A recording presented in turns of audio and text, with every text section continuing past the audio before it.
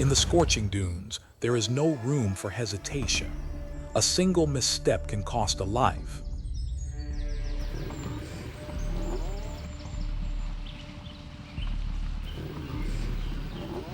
In the Kalahari, every leap and every strike is driven by survival instinct honed over thousands of years of evolution.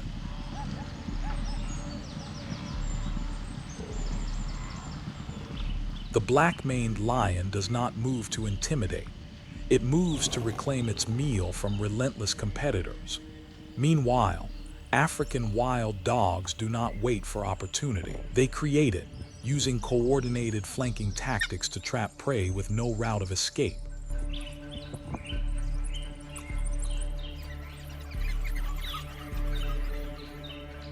The Kalahari does not forgive. Extreme temperatures, cracked earth, and withered grasslands leave space only for those who adapt, and those who strike before they are struck. This is not romantic nature. This is a true battleground where every breath could be the last. Welcome to the Kalahari, where life is not granted but fought for at all costs. Wild Kalahari, when survival instinct pushes beyond all limits. In the Tswana language, Kalahari means the place without water.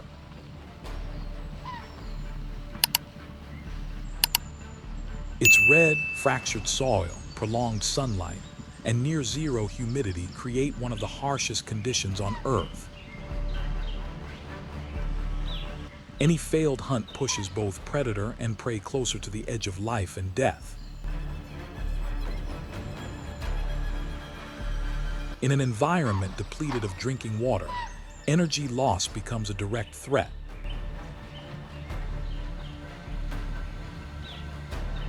The GEMSBOK, or South African Oryx, meets this challenge with a broad chest and long, straight horns. Its complex nasal passages cool the blood before it reaches the brain, reducing the risk of heat stroke.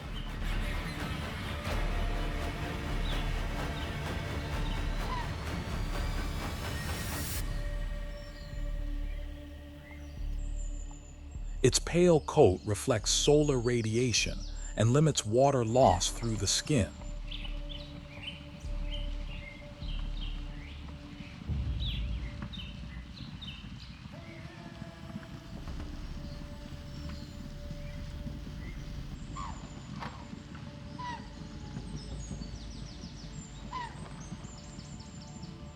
These traits allow the GEMSBOK to move steadily across arid ground in search of the last remaining patches of grass.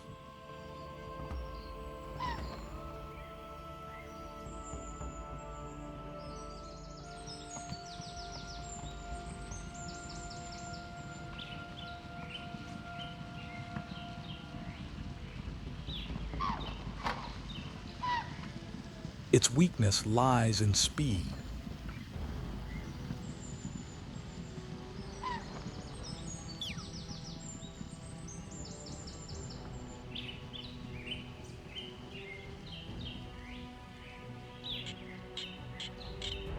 It cannot accelerate quickly.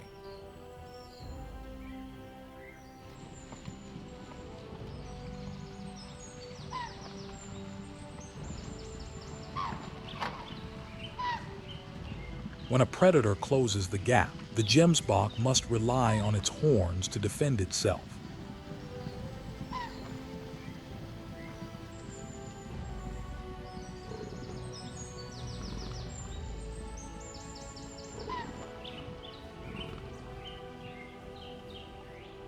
An option that carries high risk in Africa's predator-rich landscapes.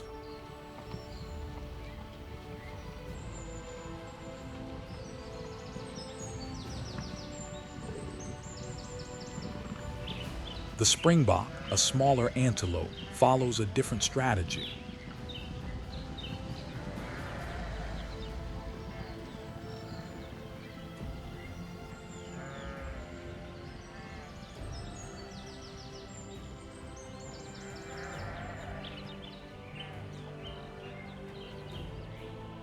Its specialized elastic joints and muscles allow for rapid acceleration. It can perform pronking, a series of high vertical leaps that showcase strength and may cause predators to hesitate.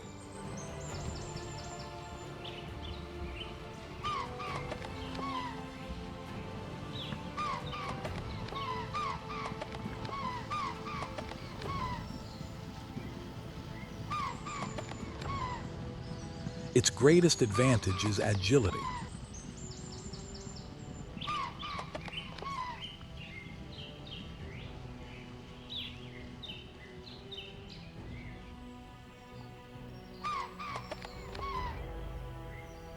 A single stretch of open sand gives it enough space to swerve or burst forward. However, high speed burns glycogen quickly.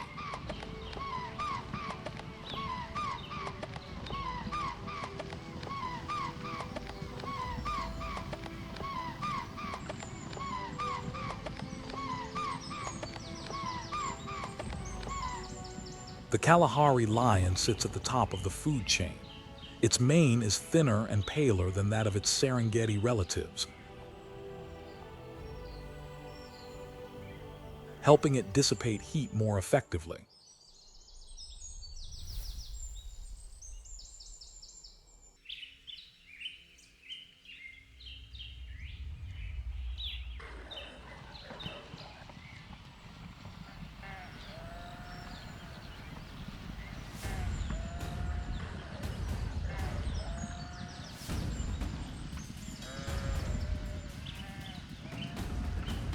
It hunts at dawn and dusk, using scarce shade from acacia thickets to its advantage.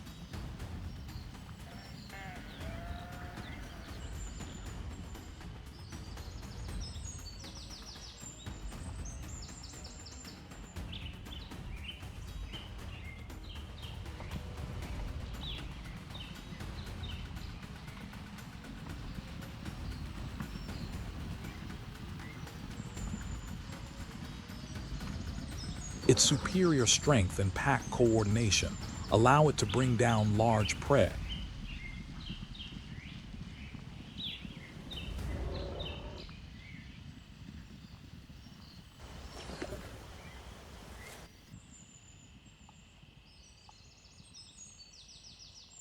Yet, its large body also requires shade and access to stable water. During prolonged droughts, water sources become more distant.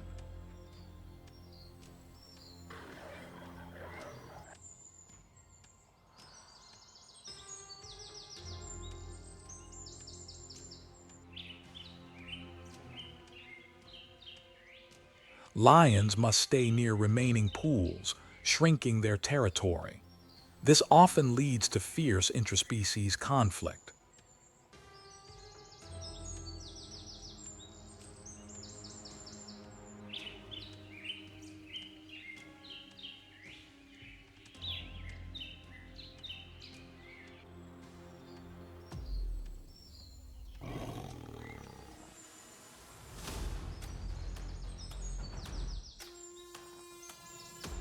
The cheetah, the fastest land mammal, trades endurance for speed.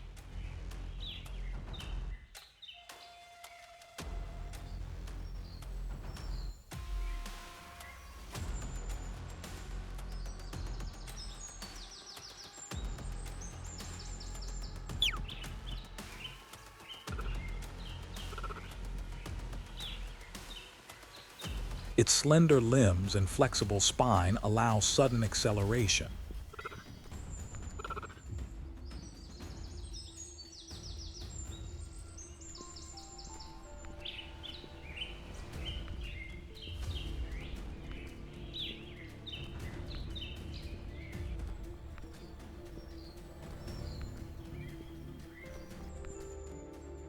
It must capture prey quickly before overheating.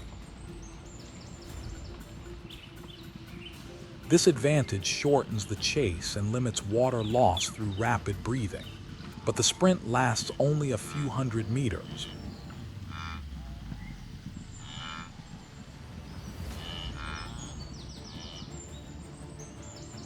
If the cheetah runs out of breath or stumbles, it must abandon the chase due to excessive heat. Its energy reserves drop sharply. It needs extended recovery time before trying again.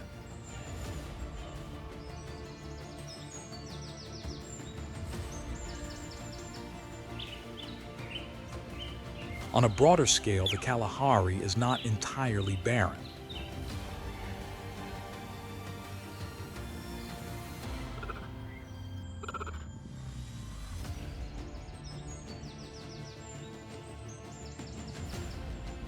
At the end of the rainy season, the Okavango River flows from Angola into northern Botswana.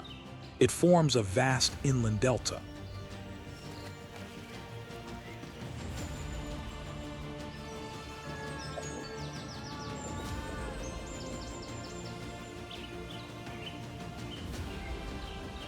The water evaporates before reaching the sea but leaves behind floodplains, swamps, and mopane forests. This creates a brief window of abundance. Elephants, buffaloes, and rhinos with high feeding demands exploit the fresh grass and clean water. Predators use this time to regain strength after the dry months. However, flooding lasts only a few months. Each year during the rainy season, water from the Angolan highlands flows into northern Botswana. It transforms the Okavango Delta from dry terrain into a lush wetland. The landscape shifts dramatically.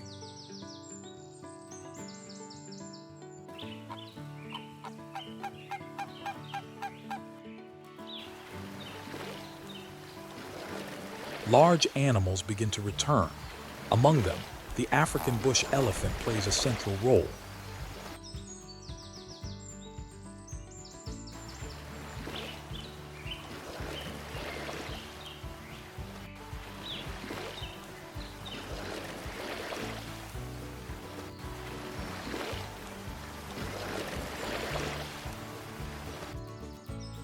Due to its massive body size, an elephant needs up to 660 pounds of vegetation daily to maintain energy.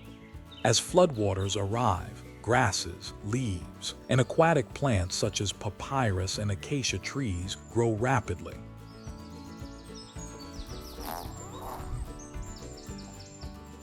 Their large size and versatile trunks allow them to reach plant layers that other species cannot access, including thick branches and dense shrubs.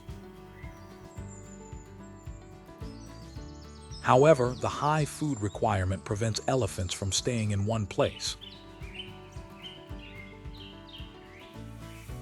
Even during the flood season, they must continue to move.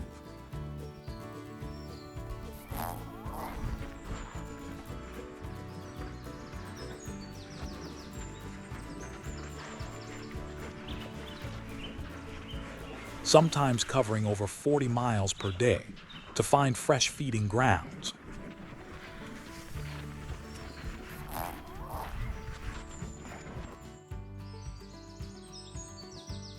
As they break trees, trample vegetation, and open paths, they unintentionally create natural corridors. These paths help other species access water. When elephants break tree canopies, sunlight reaches the ground and promotes the growth of lower vegetation layers. In this way, elephants play an unintended role in supporting ecosystem balance.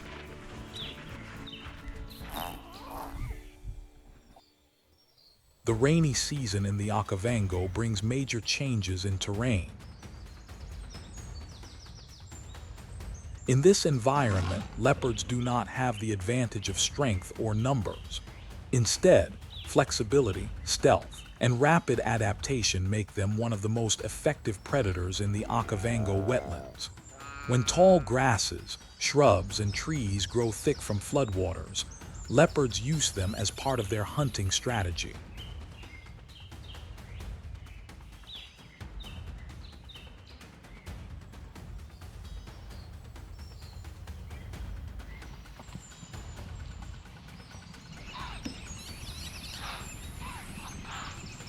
Unlike lions, which need open space for group coordination, leopards hunt alone. They use tangled terrain to get close to their targets.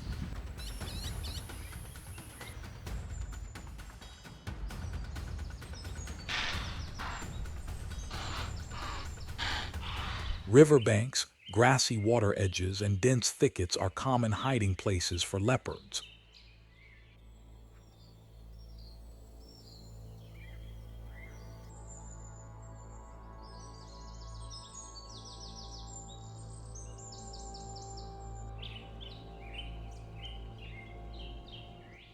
As impalas and reedbucks move to higher ground to escape the flood, leopards follow closely and observe their movements.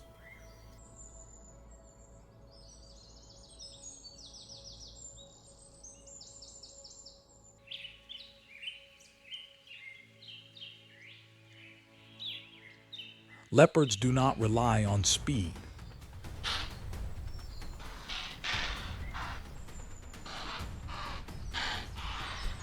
They rely on patience and timing.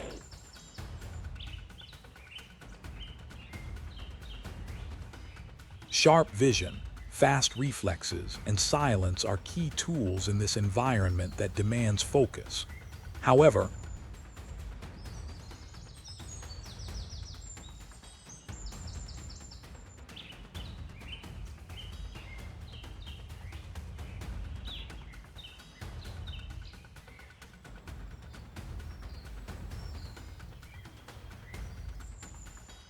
the flood season also increases competition.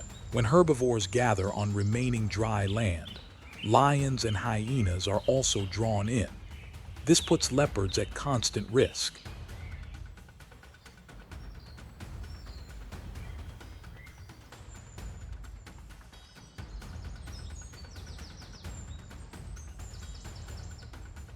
Even after securing a kill, leopards may lose it to stronger competitors.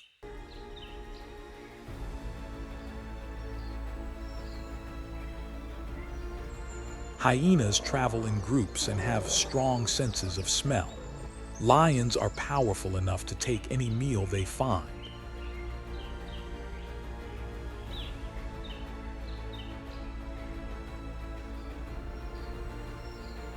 To avoid this, leopards rely heavily on their climbing ability, a key advantage few other large carnivores possess.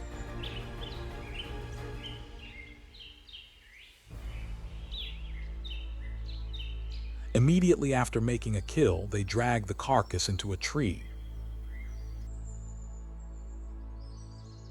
This protects the food from scavengers and allows the leopard to feed over several days without needing to hunt again.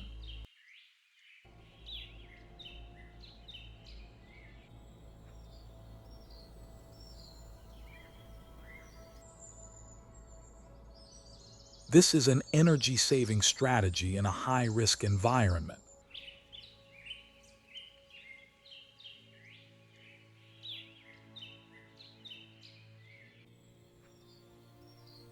Not all trees are safe. When floodwaters rise, leopards must choose trees carefully. The tree must be high enough to avoid lions, dense enough to hide the carcass, and strong enough to support the weight.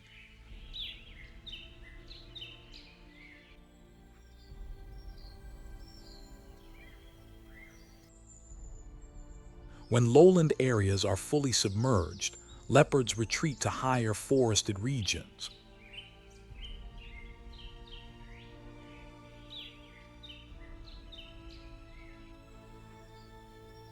There, the rugged terrain acts as a natural barrier against rivals. Leopards do not hunt in groups. They do not dominate through strength, but they are a clear example of survival through adaptation, caution, and precise decision-making. During the floods, every bush and root becomes part of their strategy. Within the complex swamp network, leopards remain effective predators, not through muscle, but through instinct and cold precision.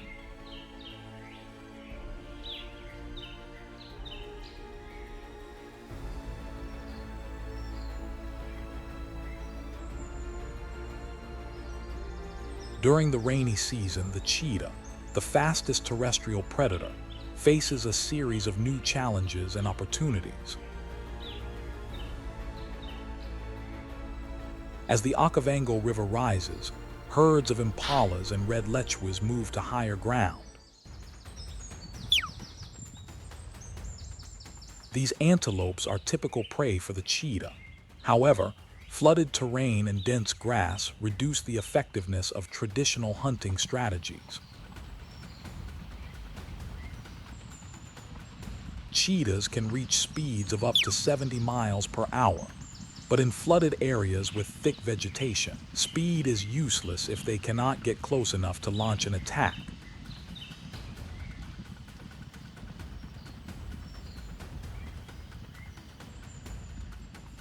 Within seconds, it accelerates at full speed, but not every hunt ends in success.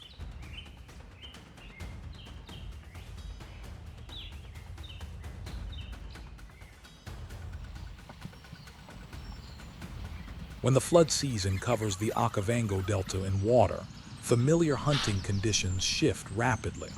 The rising water creates swamps and flooded zones, reducing mobility for many predators.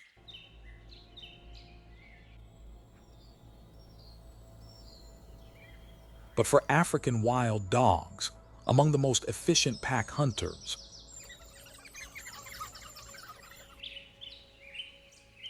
these changes are not entirely negative.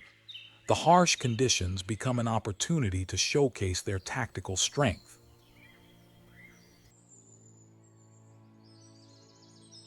Floods stimulate strong vegetation growth, attracting herds of grazing animals like impalas and red lechwas. These animals often gather near the water's edge to drink and rest. That is when the wild dog packs approach, using tight coordination and long-lasting speed instead of stealth. While other predators are slowed by the wet terrain, wild dogs adapt quickly through flexible group movement. As lowland areas become submerged, wild dogs retreat to higher ground.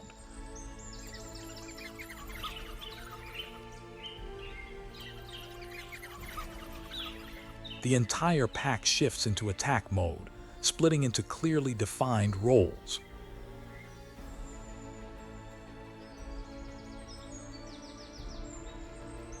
One group drives the prey toward a predetermined direction. The others wait in ambush positions.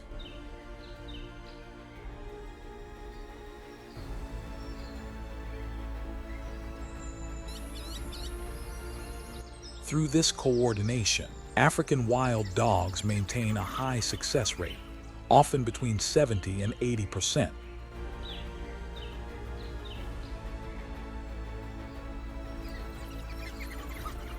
While others rely on brute strength or sudden bursts of speed, wild dogs succeed through endurance and persistence. They can chase prey for miles without slowing down, gradually wearing it out before surrounding it.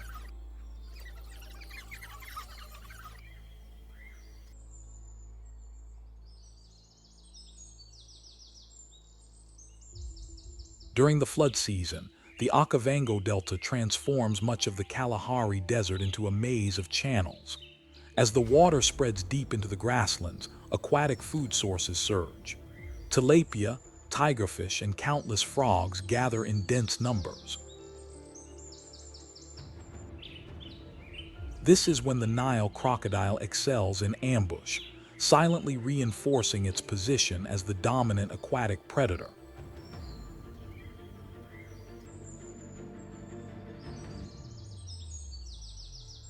The eyes, ears, and nostrils are located along the top of the skull, allowing the crocodile to submerge most of its body while continuing to breathe and observe. Its thick, rugged skin acts like natural armor, reducing injury from impacts or conflict. A long jaw, connected to powerful muscles, delivers a bite strong enough to crush large bones. A muscular tail provides thrust, enabling explosive bursts of speed when launching an attack.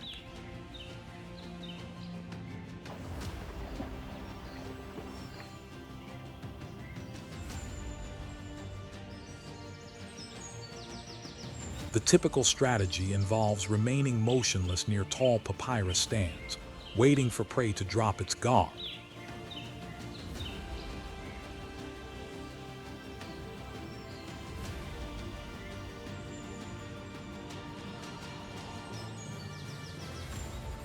When tilapia swim past or red lechwas wade through shallow water, the crocodile launches with lightning speed, closing the distance to within inches.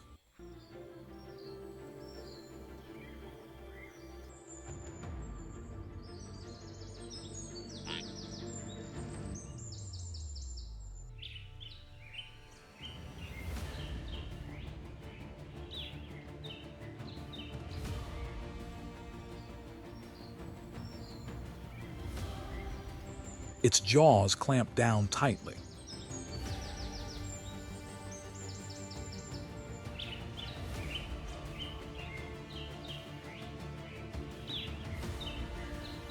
Its body spins in a death roll.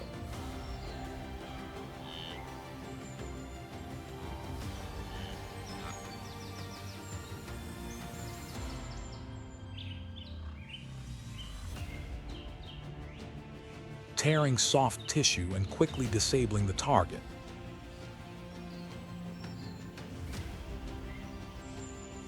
Their large size makes them slow on land. The rainy season also marks the start of reproduction.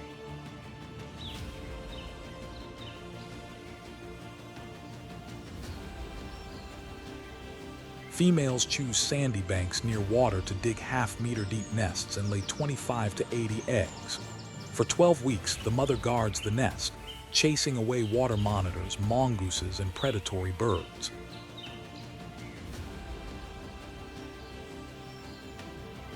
When faint chirping is heard, she opens the nest and gently carries each hatchling to the water.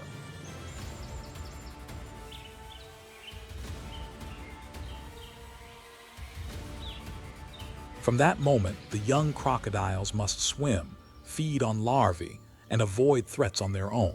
Data from Okavango shows that fewer than 10% of hatchlings survive to adulthood.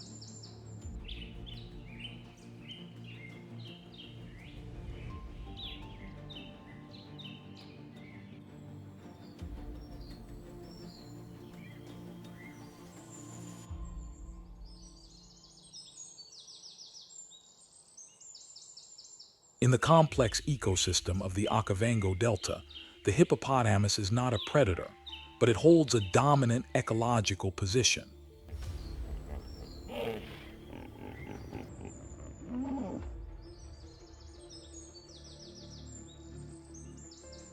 With massive size and overwhelming physical strength, it is one of the main species that controls aquatic space.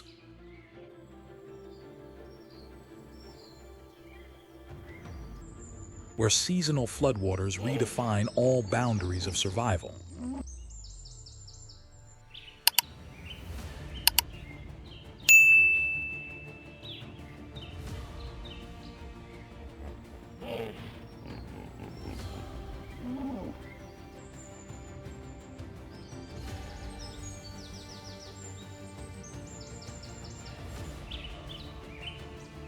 As floodwaters rise, aquatic vegetation such as reeds and papyrus expands rapidly, forming vast swamps. These become ideal feeding grounds for hippos. They consume large amounts of grass, often tens of kilograms per day, to support a body that weighs more than 3,000 pounds. The digestive system of the hippo is adapted to efficiently extract nutrients from aquatic plants and fresh grasses, allowing it to survive without hunting.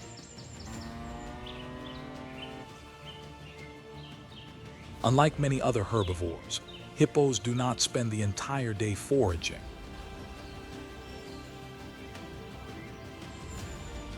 They remain submerged for most of the daylight hours to regulate body temperature and avoid sun exposure.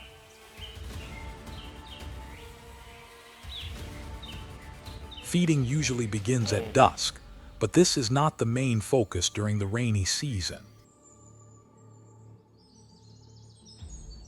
As the water rises, swamps become connected to grasslands, allowing hippos to move between resting and feeding zones with minimal effort.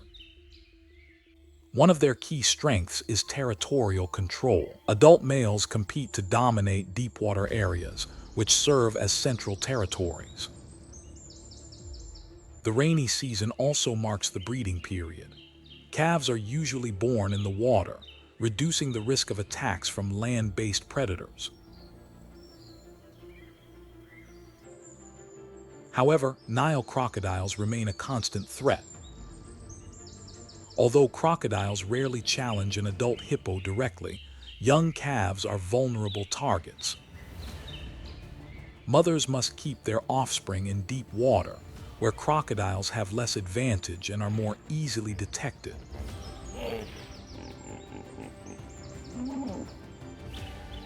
Despite their size and strength, hippos have notable weaknesses. They do not swim by paddling. Instead, they sink and move by pushing against the bottom using body weight.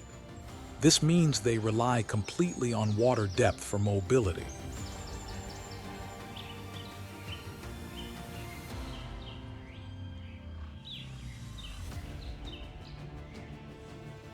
As water levels drop at the end of the rainy season, formerly accessible areas become fragmented.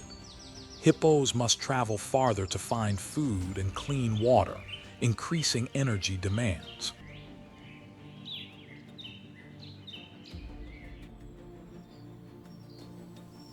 Near the edges of flooded forest,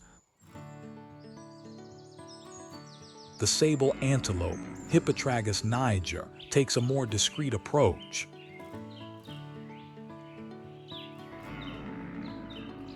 Its dark coat and long, scimitar-shaped horns, reaching over 3 feet,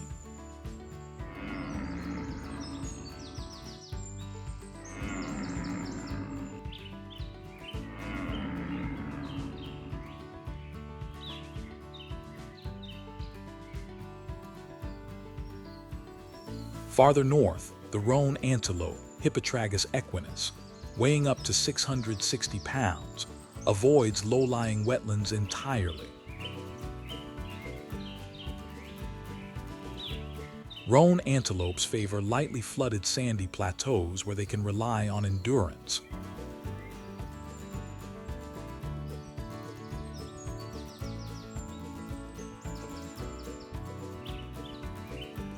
They can run continuously for miles at an average speed of 30 miles per hour. Their large frame protects them from impact injuries. Beginning a migration that can stretch for over 60 miles. This marks a physically demanding phase that reshapes herd structure and territory use. The Okavango Delta. Vast muddy plains become the main habitat for 3 semi-aquatic antelope species. Red lechwe,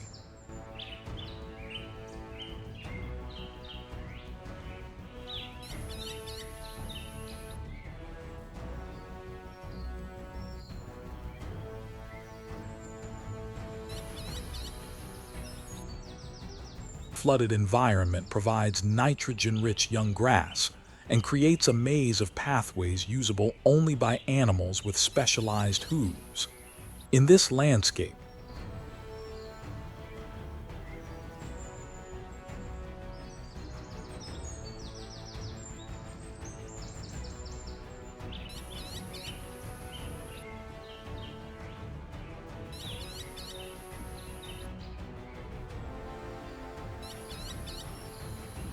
dominate the area, with an estimated population of around 60,000 individuals as of 2023. Their 4 wide heavy rains push floodwaters across the Okavango, turning grasslands green and triggering fruiting in wild plants. CHACMA baboon troops leave the sand ridges and move toward the marsh edge. They climb elevated ground to scan the area before spreading out to forage.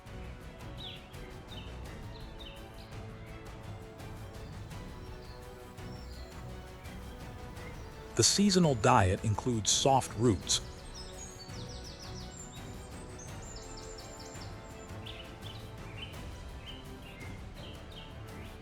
strong hind limbs aid in climbing.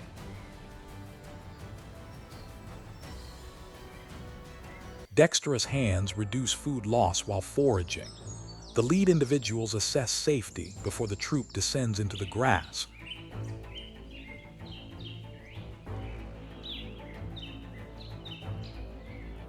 Reducing search time. Troop sizes range from 30 to 100 individuals, forming a dense early warning network.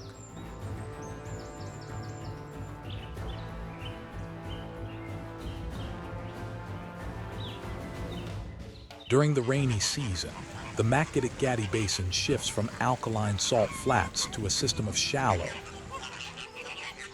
halophyte vegetation forms along the lake edges, providing fiber and minerals for grazing herbivores. Algae and plankton bloom during the first 2 to 3 weeks. High protein content attracts large flocks of flamingos.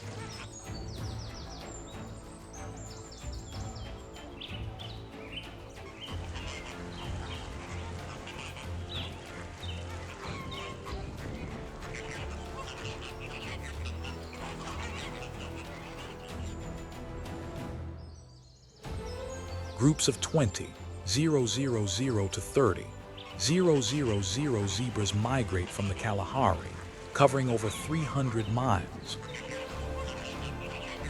Long legs and strong tendons help limit energy loss over this distance.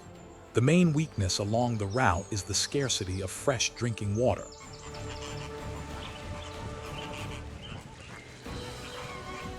Around 30, 000 flamingos arrive when the average lake depth is below 16 inches. They build mud nests 10 to 12 inches tall, high enough to resist moderate flooding. Flamingos lay only 1 or 2 eggs. The incubation period lasts around 28 to 30 days, just enough to hatch before evaporation peaks.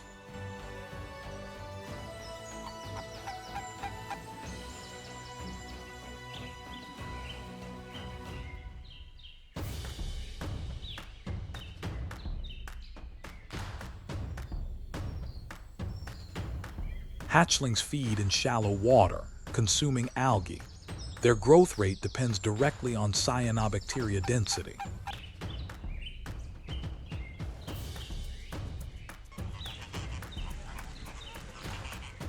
When algae decline due to falling water levels, juveniles switch to filtering small zooplankton, but this requires more energy, shortening their safe development window. High humidity rarely lasts beyond 3 months.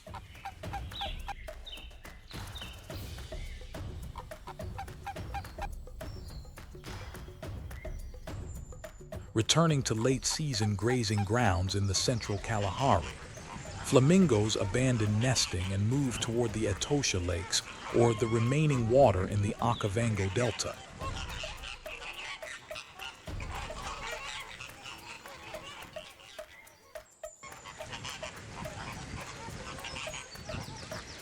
As the rains retreat, evaporation reveals a white salt crust stretching endlessly across the basin. Shallow lakes vanish. The ground cracks open. Surface temperatures rise rapidly.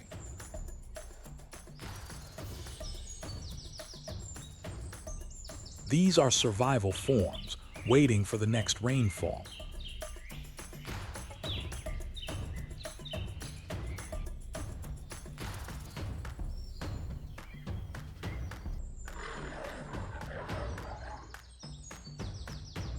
Lions in Makgadikgadi gather near each waterhole.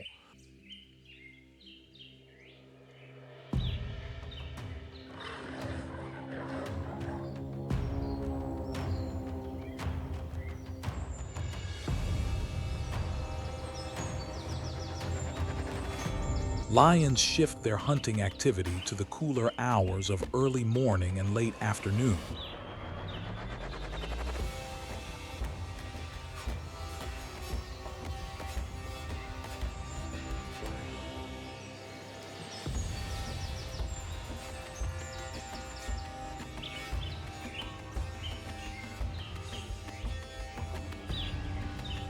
Each location offers only a few opportunities per day. If they miss, the pride wastes energy while still needing water themselves.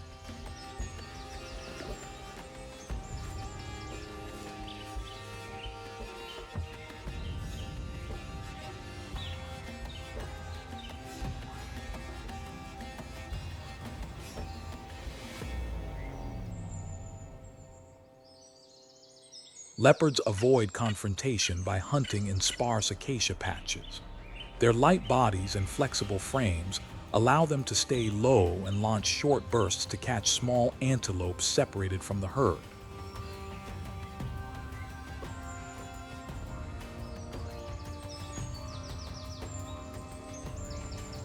Predators exploit the scarcity to maximize efficiency.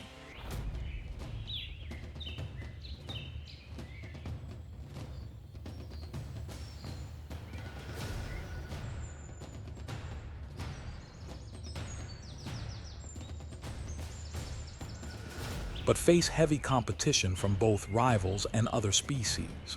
Individuals that fail to adapt.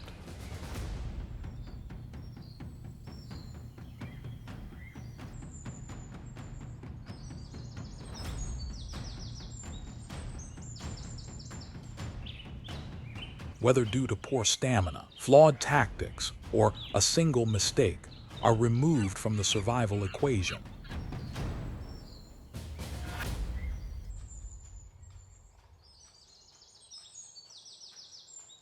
The rain-dry cycle of Makgadikgadi is a true ecological stress test. A few surplus months spark rapid life. Then, an unforgiving dry phase tightens every limit. Each species reveals its strengths and weaknesses as the system shifts into high heat, keeping the so-called dead salt pan in constant ecological revision and filtration. When the last water holes in Makgadikgadi evaporate, leaving behind salt crust and long fractures, most herbivores retreat or weaken.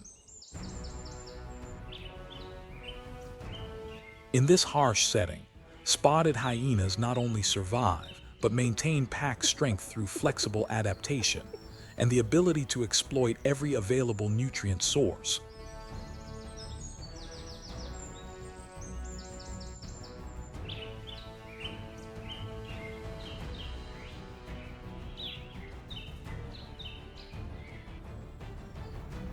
They operate in groups of 10 to 30 individuals.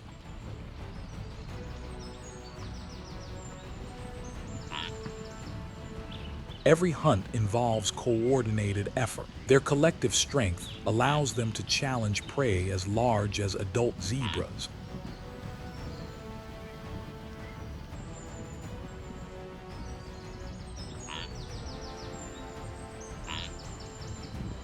Hyenas value numbers and structured teamwork.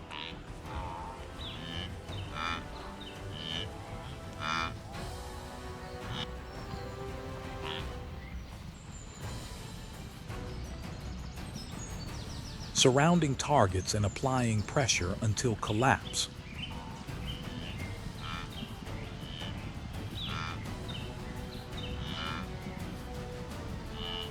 Elands, or warthogs. Unlike solitary hunters,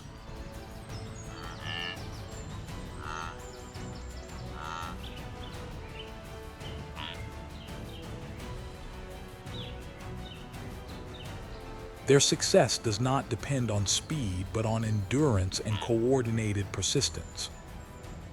Still, hyenas are not always the initiators. A large portion of their diet comes from stealing kills, especially from leopards and sometimes even lions.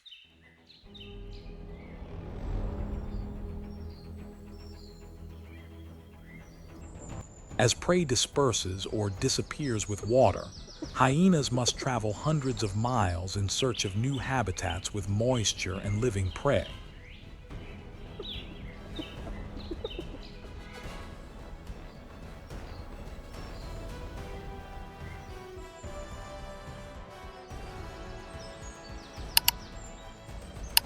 Throughout these migrations, pack organization remains stable.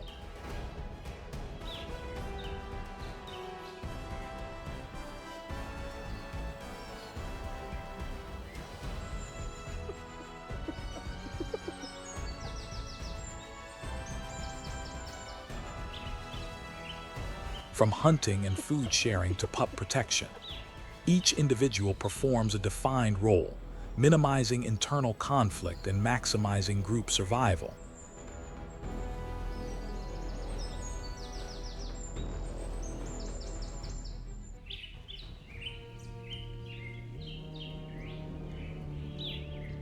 Makgadikgadi enters the dry season.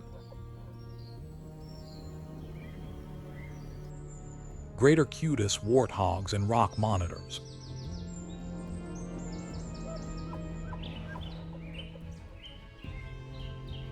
As fresh grass disappears, Cutis switch to browsing. They feed on acacia leaves, bark, and drought-tolerant twigs. Their broad molars grind cellulose effectively.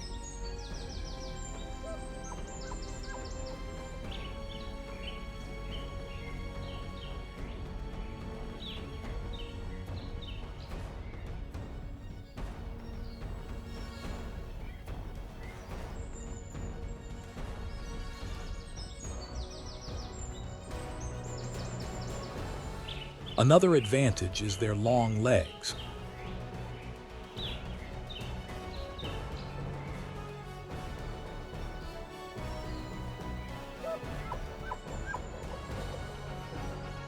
They take large strides over cracked ground to reach low basins where groundwater remains.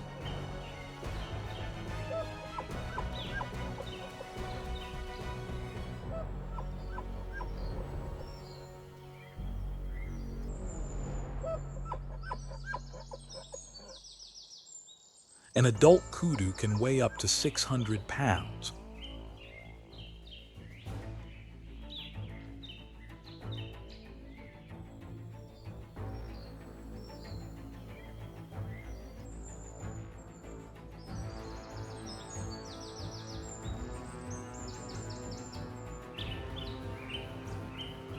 This helps them absorb impact, but it also makes them highly visible on open plains.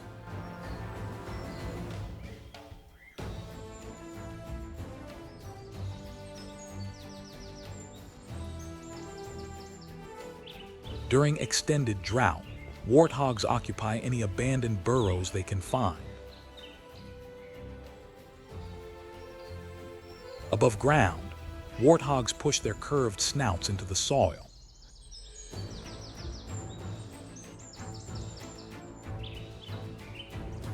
They use their tusks to dig through hardened layers in search of roots and moisture-storing tubers.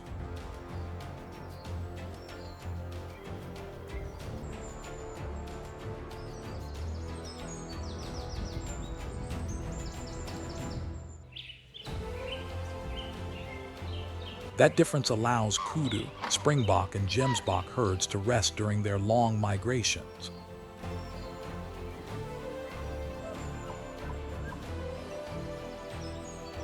The leaves contain about 18% protein by dry weight.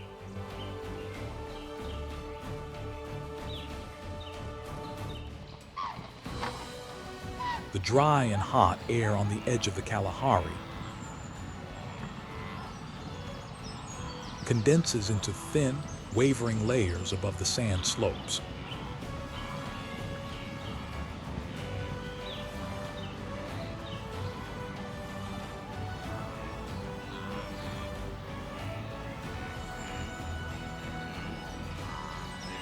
Each year, between several thousand and over 10,000 individuals form a synchronized mass movement.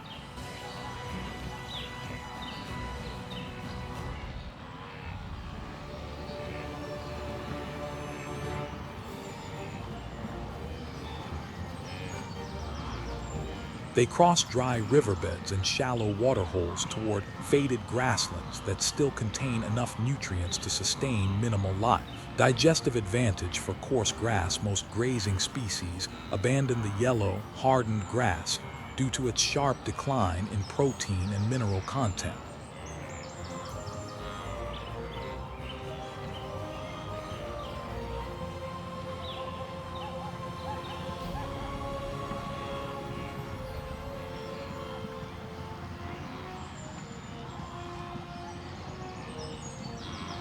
During migration, the main water sources are shallow depressions left after rainfall or exposed riverbeds.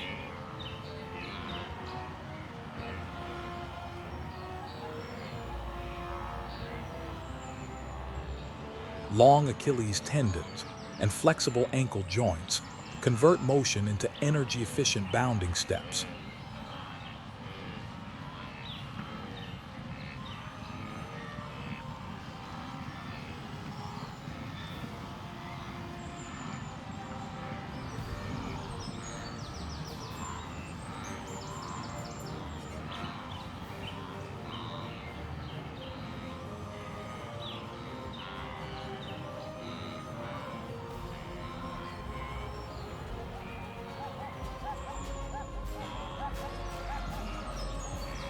During migration, blue wildebeest clip mature grass, triggering rapid regrowth of new shoots when early rains arrive.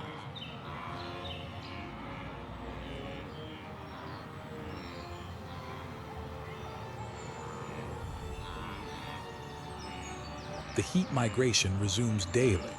Stronger individuals lead by clearing thorny shrubs. Calves remain within the center of the herd. Weakened individuals with broken horns or weight loss are left behind by natural selection. At the beginning of the dry season, the ground in the Kalahari cracks in a checkerboard pattern.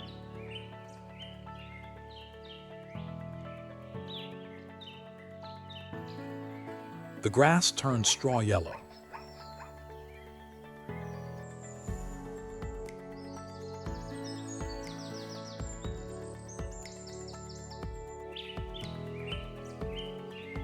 Beginning their long journey in search of food and water to maintain their biological rhythms until the next rains.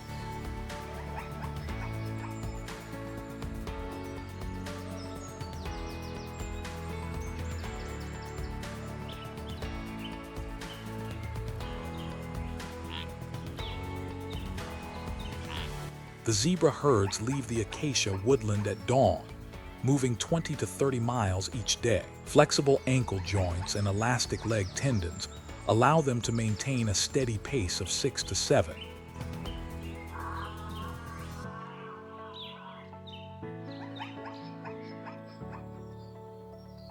Around September, sand surface temperatures reach 140 degrees F.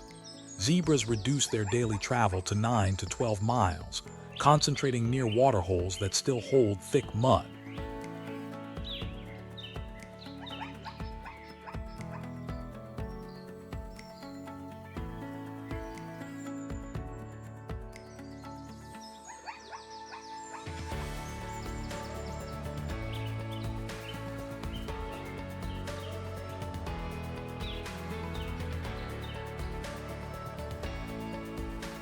The GEMSBOK and the meerkat represent two distinct survival strategies. One species adapts to the exposed heat of the surface, while the other develops an entire survival system beneath the sand.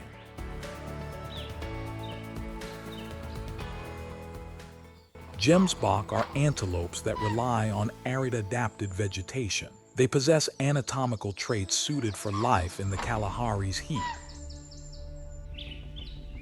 Their pale gray coat reflects sunlight, reducing heat absorption. Their long, sharp horns serve not only for defense, but also help maintain spacing within the herd, reducing conflict when food becomes scarce. One of the GEMSBOK's strongest traits is the ability to survive without drinking freestanding water for extended periods.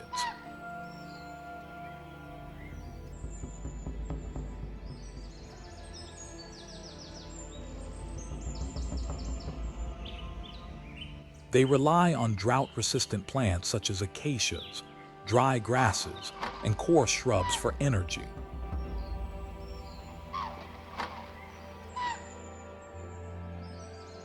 GEMSBOK must travel greater distances in search of food, increasing the risk of energy depletion.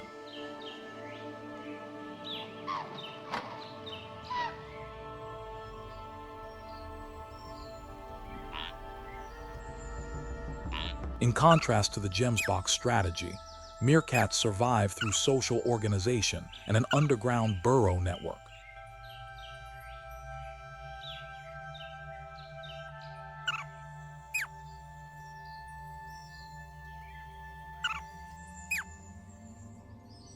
They do not seek isolated shade above ground. Instead, they dig deep tunnel systems to regulate temperature. The meerkat's main advantage is group coordination. A typical group includes 10 to 20 individuals, with assigned roles: hunting teams, pup caretakers, and sentinels.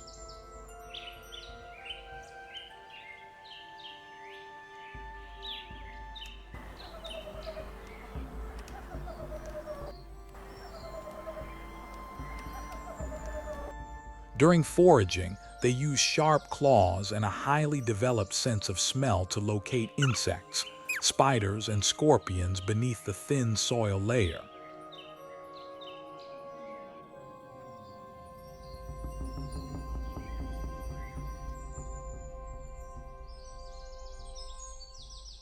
The biggest weakness of meerkats is their small size and reliance on group function.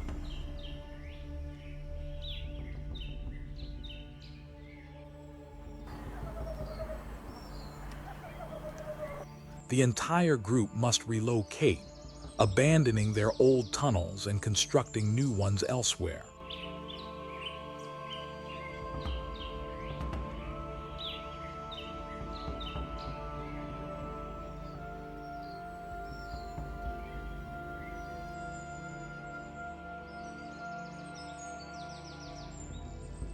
GEMSBOK and meerkats illustrate two entirely different survival models. One species uses specialized anatomy and digestion to extract energy from low-quality plants, maintaining endurance on the burning surface.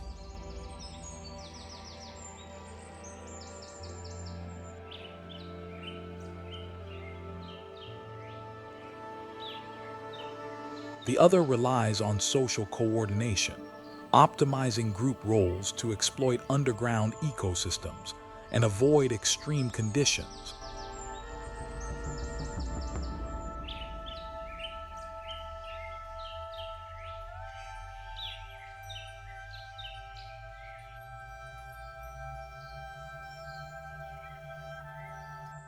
Both species contribute to ecological balance in the Kalahari. GEMSBOK help regulate the spread of drought-resistant plants and maintain shrubgrass distribution.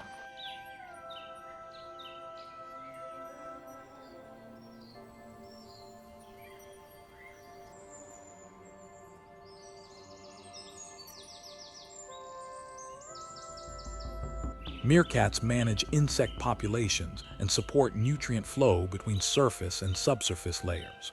Their continued existence is not only a product of adaptation, but also a result of strategic selection, where even small traits serve a critical survival role.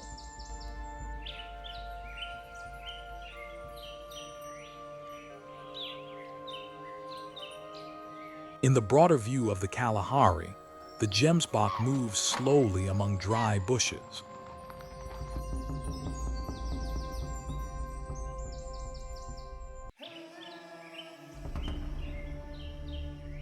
While the meerkat anchors itself deep beneath the sand.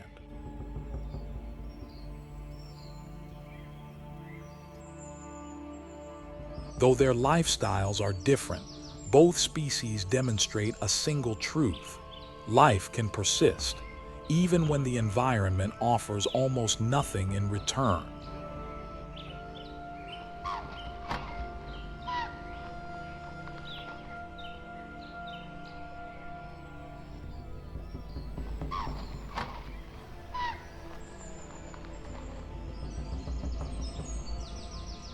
The Kalahari is one of the harshest ecosystems on Earth, yet it stands as clear evidence of life's extraordinary ability to adapt. From drought-enduring antelope to meerkats surviving beneath the hot sand, every species plays an irreplaceable role in the larger biological structure.